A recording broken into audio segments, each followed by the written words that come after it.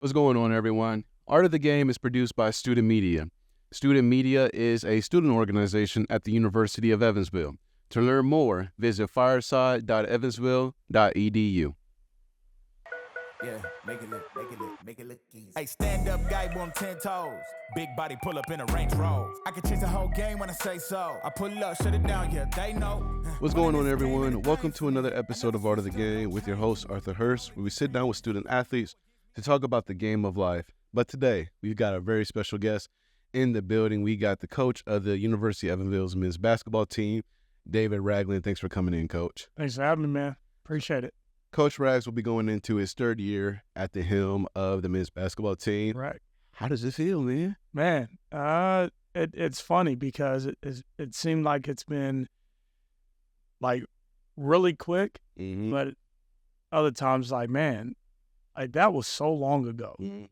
So it feels good. You know, feel like we're starting to really get our culture in place and starting to get, the right pieces in place. So it's, you want things to become a routine, somewhat, even though in life there is no true routine, but, it's getting closer and getting more comfortable, and it's good to be on. How's the summer going? Good. It's busy as well. The guys get back on campus here soon. Here in about a week and a half, 2 weeks, we'll be back on campus and we'll really rev it up. But it's been busy with recruiting, transfer portal, guys going out, guys coming in. It's a lot of work on our end. Recruit, Yep. And set up visits and, get the right pieces. And we felt like we've done a really good job with that as a program to this point. We want to continue to do that, is get the right pieces, put them on the bus, get them in the right seats, and make sure we're heading in the right direction. So far, so good. And we have one scholarship left, and we'll make sure we'll fill that with the right piece. So as Coach Rags said, he is home. So how was Evansville growing up, and how has it evolved and grown throughout the years that you visited and now that you are here full time? Yeah, no, it's grown a ton. It's funny being back. The last 20 years, I would come back. It was holidays, weddings, funerals, in and out. So I wasn't around the city much. I didn't venture out much. Didn't see how downtown developed to what it is now. When I was growing up, it was not how it looks now. So credit to people who were instrumental with that. I know Mayor Winnicky has done a lot with the development of the downtown area. Newburgh has grown a ton. North Side's grown a ton. Going out to the west side has grown a ton. So it's just a city that's expanding.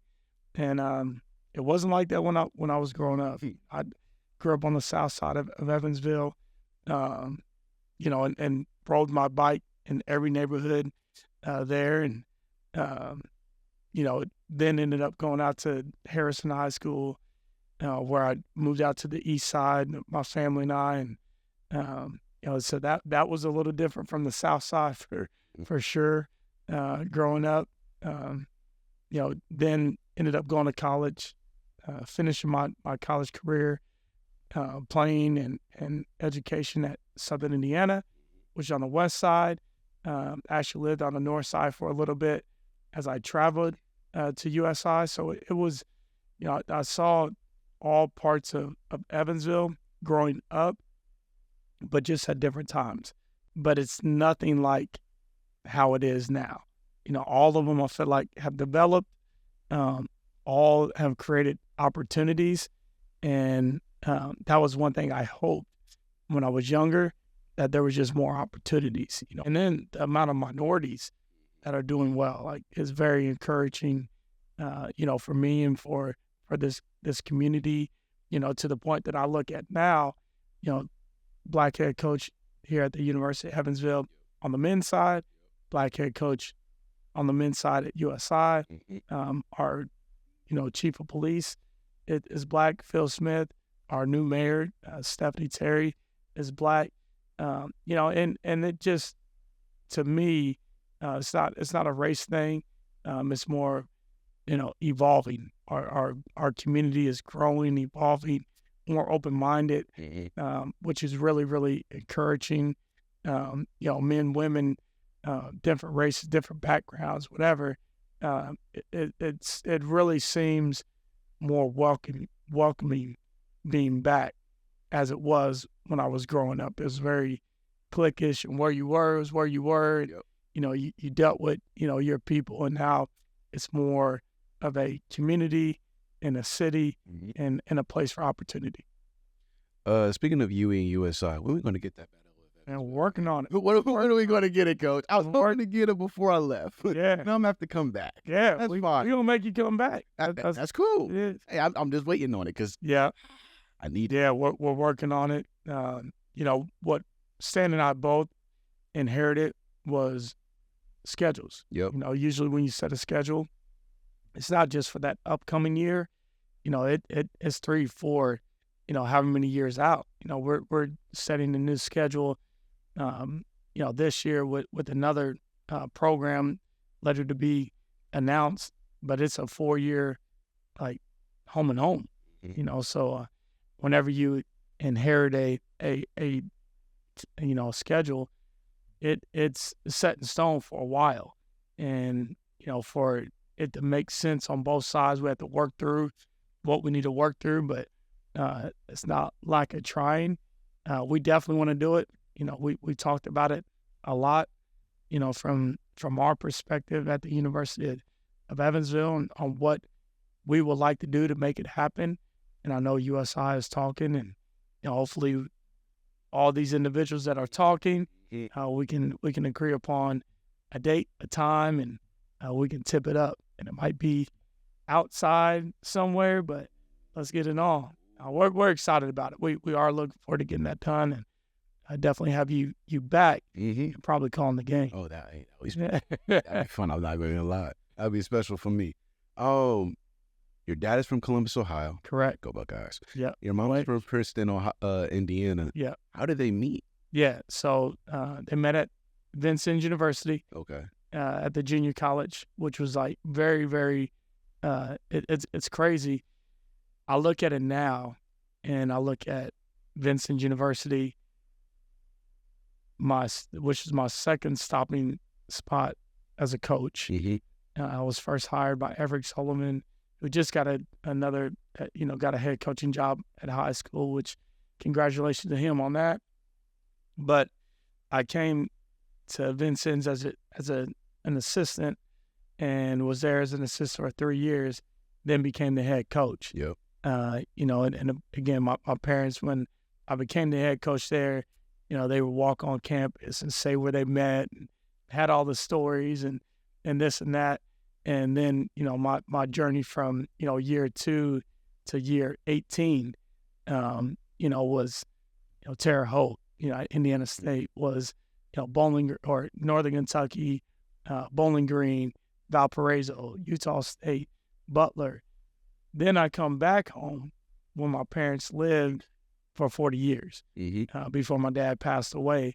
And it's like all full circle, so the 2 places I've been a head coach are, number 1, where my parents met, and then number 2, where my parents lived, for 40 years. So, it's like destiny. It is. It's like this was meant to be. Absolutely. And he passed from pancreatic cancer, which, I wear the purple wristband. So, purple was his color. He always said, I'm living with cancer, not dying from it. And he would attack life every day, like in a way where you're like, man, if this dude can be this happy knowing that he's doing what he's dealing with, why can't I? But just being back in Evansville, wearing purple, which happened to be, his color, is like, all, like you said, destiny.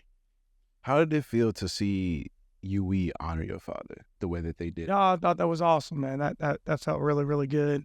Again, it's honoring him, is honoring a lot of individuals. A lot of people are going through the fight, and I think everyone's affected, somehow, some way. It could be, uncle, an aunt, grandma, grandpa, mother, father, whatever. I think everyone's affected by it. But to take the time to, just reflect and, I know every day he's watching. I do feel his presence more and more now. Being back in Evansville and the years that he was gone and not being back here, and I know he's watching. I know he's celebrating the victories and, there with me putting the arm on my shoulder, in the defeats. But very, very appreciative to our team, here, all the people who were part of putting that together and honoring my father and honoring all the individuals who have been through some type of cancer or going through, treatments and going through their bout. But again, it's a symbol of like resilience and fight and togetherness that, regardless if you're going through any kind of illness or whatever your struggle is, you always have somebody there with you. And, I felt really good about being able to do that. Do you have any siblings? I do. Yeah, I have 3 siblings. I have an older brother who is Daryl Anthony Ragland. I'm putting his whole government out there. Daryl Anthony Ragland Jr. He goes by DJ. So it's weird having DJ Valentine back. I'm talking to DJ, talking about DJ. We got to check which one. He's the oldest. Then my sister, which he lives here. And then my sister, Chanel Ragland, now Refuge, is married, lives in Atlanta with her husband, Troy. And then my younger brother, Brandon, is now living in Cincinnati. So it's cool playing Cincinnati last year, being able to go there and having a lot of family there representing, but him as well. So there's 4 of us. What were some of the fundamental things that your parents really displayed on the 4 of you guys? Yeah, just treat people the right way, consistency in that, not looking at someone's, race or age or what they can do for you. Treat people right, no matter what, that's what that God created us to be, and to live in his image is what we are called to do. And you got to do that no matter what, no matter if you, see, something on the other end, like, I'm going to get this if I'm this way to this person, just treat them right. Be disciplined in your consistency, and whatever it is that you want, you got to work for it. And you have to be steadfast in that, not letting anyone, whether it's their day, you can go throughout your day and something happen and, just messes up your entire day. Well, don't let it, you control that. So controlling where you're at and knowing that things are going to work out for its good. You just have to have the right mindset and consistency and work ethic to make that happen, and it will.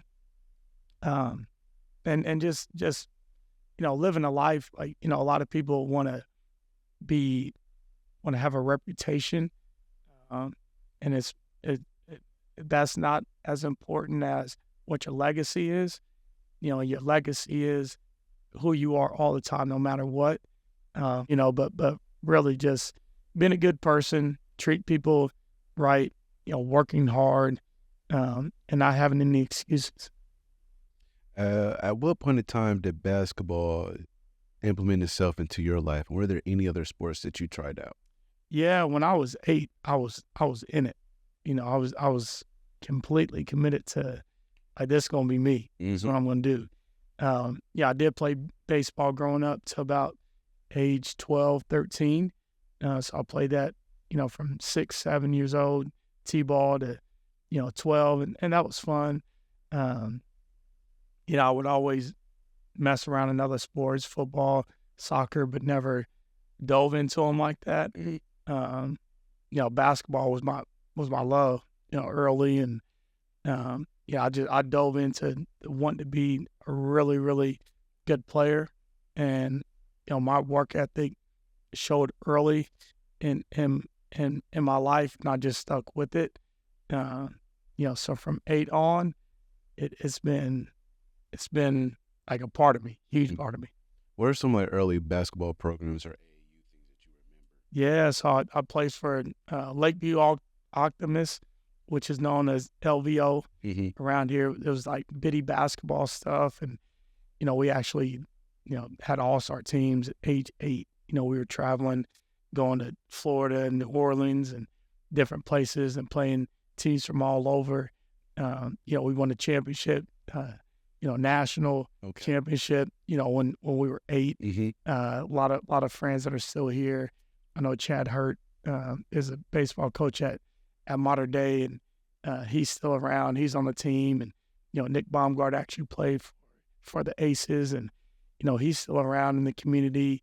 The Keons, everybody knows Clint Keon.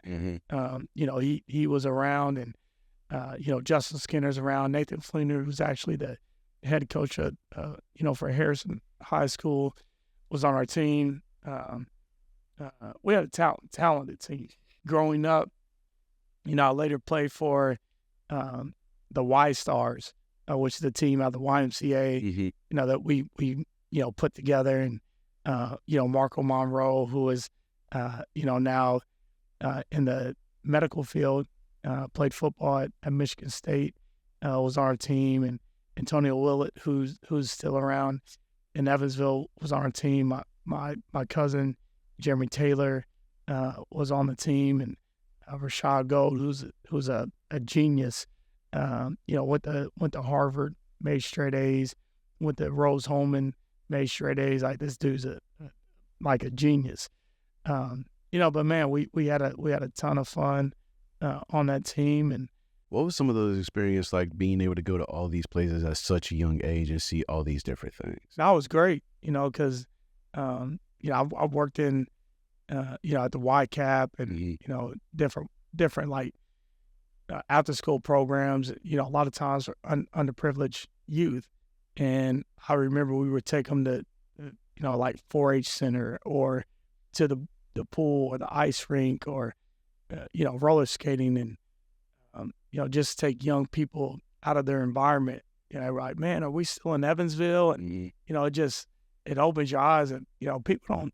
Young people don't see much other than their surrounding, and to be able to travel to Knoxville, Tennessee, or Memphis, or Sarasota, Florida, or New Orleans, or all the places that we went, it was just eye opener that there's more out there, and the opportunity to continue developing and growing and learning yourself more other places was just there were endless limits to those opportunities. You just have to be open-minded, adjust, pivot, and do the best that you can in the space that you're in. So it was good to get those experiences, good to just grow and see different parts of the country.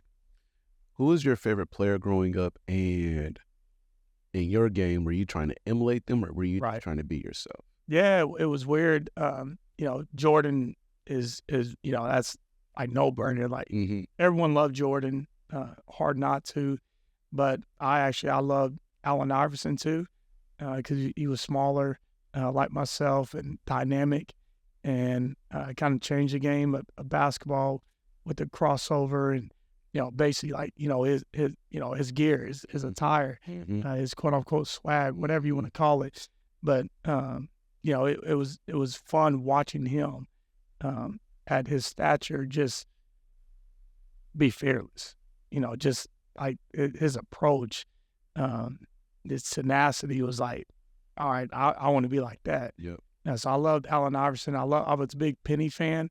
I had all the posters. I had all the little Penny stuff. I try to watch point guards, especially as I got older, to see what they were doing and how I could piggyback my game off of what they did.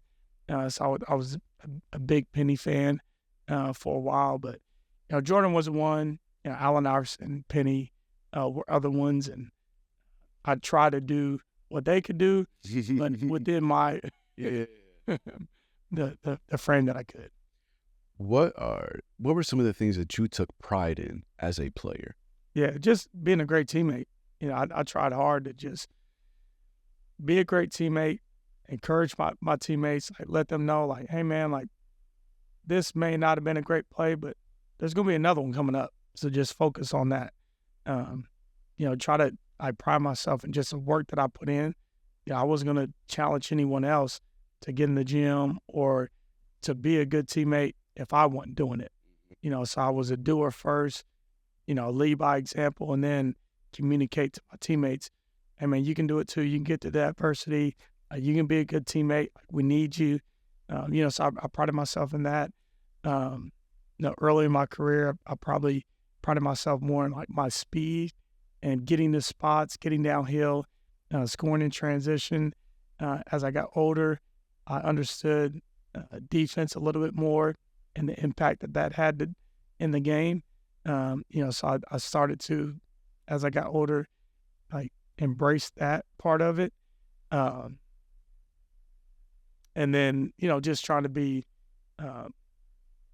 have all parts of the game, but know when to expose that part of the game. Whether it's, hey, I know I can score, but is this the right situation, time, score, situation by the numbers for me to score or get the ball to my teammates? As I got older, the game got easier. So I pride myself in just evolving, as I grew up and not just sticking with, okay, this I am, this what I do. It's got to work no matter what. And if the team doesn't like it, if the coach don't like it, if the play, that's on them. I just had to pivot. At what point in time also did you come to realize I might want to coach? Yeah, that was a minute. That took a while. I didn't really know. One day one of my coaches at USI actually, said, "Hey, Ragland, I think you'll be really good at this." And we're on the court, so I'm sitting there you mean basketball? Coach, what have you been doing, man? You ain't been watching? He's like, "No, man, I think you'll be a really good coach." And I kind of looked at him like, where'd you get that from? Why do you say that? And kind of what you talked about, what did I pride myself on? Well, I wasn't afraid to challenge any of my teammates, how big they were, how small they were, how good they were. I would challenge our teammates, hey, here's what we need from you. And I did it in the best way for the team. I was a really good teammate and encouraged, my teammates, but also challenged them with respect. And it came pretty natural. I communicated well with the players and the coaches. And, a lot of times coaches or, someone's trying to bridge the gap, the disconnect between the coaching staff and players could be, just inefficient communication. And I had pretty good communication to bridge that gap between the two. And again, I just worked really, really hard, and I cared more about winning than anything else. And I would be willing to sacrifice what needed to be sacrificed to do it. So that's what started it. How was Harrison? It was great. It hurts me a little bit that my kids do not go to Harrison, but I know it. It's different now than it was then. I'm not saying that in a bad way or a good way. It's just different. That's what happens over time. Yep. But man, I loved it. So they kind of walk into the halls as a freshman. I'm playing freshman all the way through freshman basketball. I told you I dove all the way in with basketball. So, I'm playing my freshman year as a freshman. We have a really good season. And then I go to my sophomore year, just not knowing, I'm going to, go to JV with my buddies, get a chance to play with them. And I jumped straight to the varsity, and I'm starting. And I'm like, all right, this is different. And, like to have that on my shoulders as a sophomore, to be, a key piece of what we were trying to emulate with, teams that have been very, very talented. It was a challenge, but it was a lot of fun. And to go from our sophomore year, junior year, we were okay both seasons. The senior year, going to the semi-state, winning 21 games, when they had just started class basketball, it's like, man, like we made it. We did something that with all these teams, all the talent that's come through here, teams haven't been able to do.